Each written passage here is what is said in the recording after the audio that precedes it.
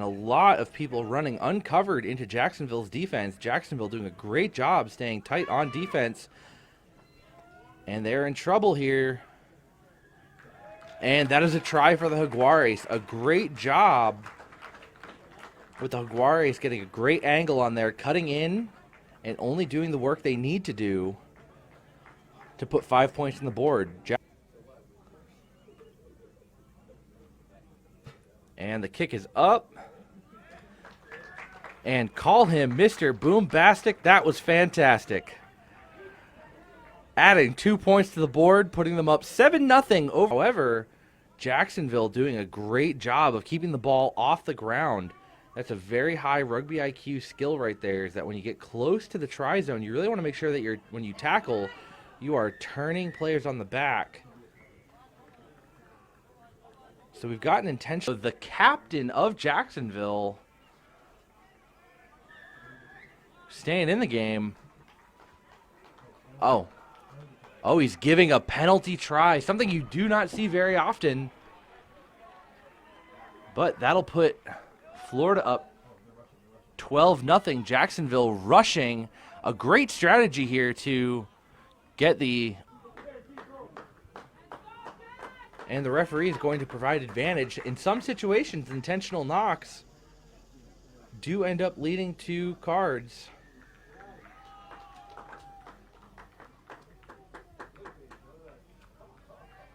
And Florida with another try, making it 19-0.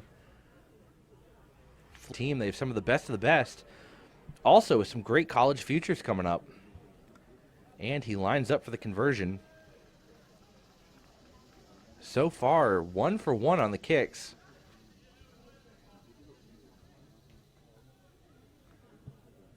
And a fantastic kick. And it's good, making it 21-0. Jacksonville in trouble here, heading out of the first half.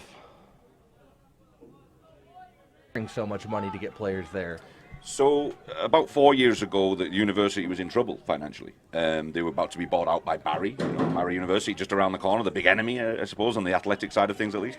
And then the president that came in, he's a turnaround president. He's very aggressive with what he does. He makes sure that the schools are profitable and they're good at what they do. The kids get their education, the sports are successful, and then from there, we've got a mentality of, he built Notre Dame College rugby program. He built Thomas Moore's rugby program.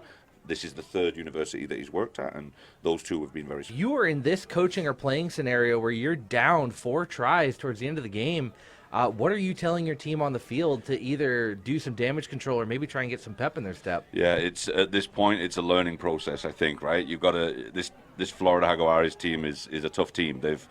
I think I've signed about half of these kids to the St. Thomas team, to be honest. So I know there's some good talent out there, so I'm not surprised. Although Jacksonville's been putting up a good fight, I've even got a couple of the Jacksonville kids coming up as well, down to STU. But yeah, I think it's a learning process at this point. Most of these guys over here at Jaguares are seniors, whereas I think the Jacksonville kids are a younger crowd, mostly juniors from what I can see.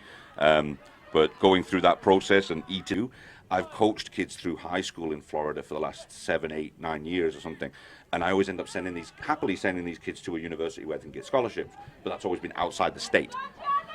Now we can do that and keep these kids in Florida and start getting some recognition for it, and keep these kids in Florida so that when a kid becomes a pro or becomes a US national team player, they get that recognition in Florida, so that these, the Jacksonvilles, the Tampas, the Orlandos, and all of that, they get the credit where it's deserved, and the coaches that have developed these kids, and that for me is that's my driving force to keep it chugging along. I think the varsity programs, if they So we'll definitely see where that goes. But back to Gavin, we're excited to see rugby keep growing. Florida actually being in a very unique spot for college rugby, as it's one of the only places in the country that you only play in-state teams. That's correct, right? Yep. Yeah, you can. Actually, that's a question of debate right now. There was a meeting yesterday within the Florida Rugby Union for the colleges, and yes, there's Division 1, Division 2, obviously. 35-0.